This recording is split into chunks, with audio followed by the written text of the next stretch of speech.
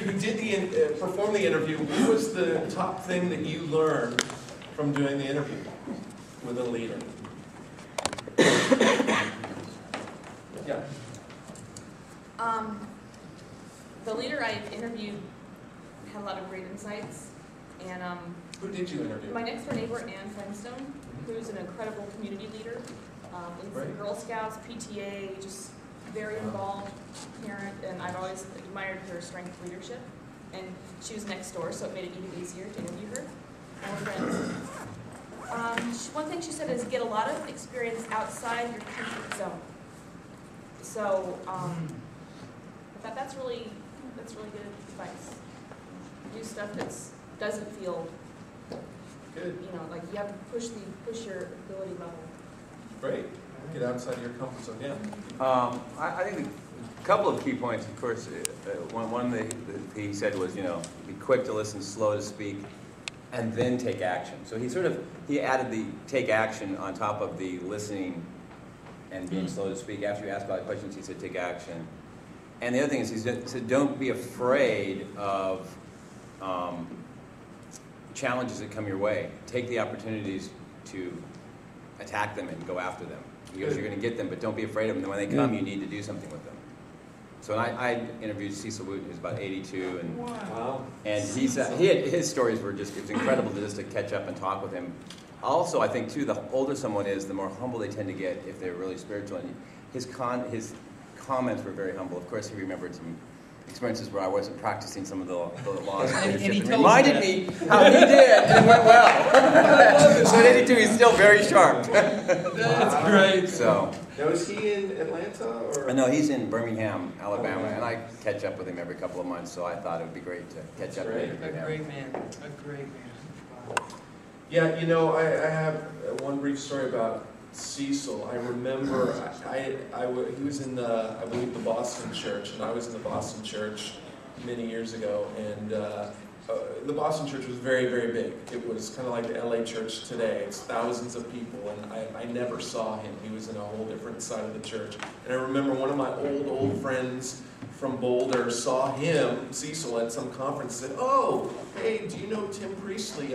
He's in Boston too. Hey, could you say hello to him for me?" And Cecil said, "Okay, sure." And, of course, we're never going to see each other for, years.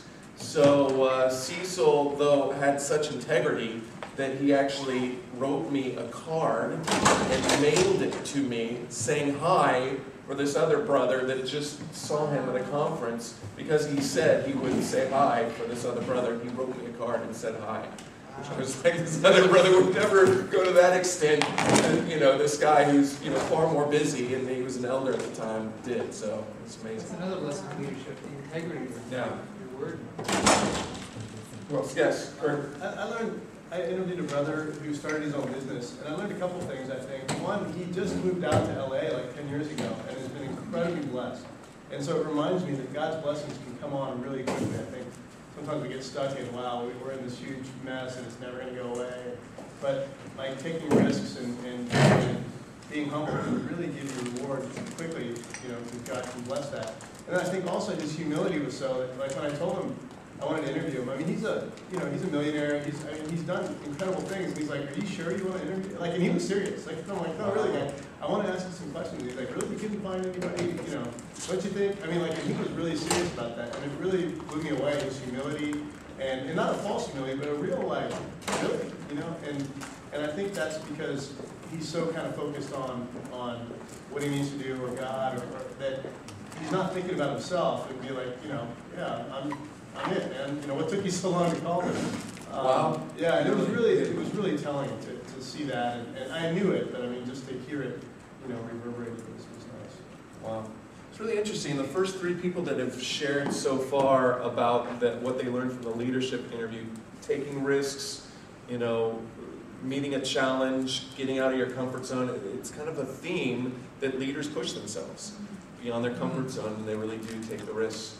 Who else wants to share? Yeah. One thing I learned was to see opportunity in adversity. And for a leader to, no matter the circumstance, to say this is an opportunity rather than just giving up. Right.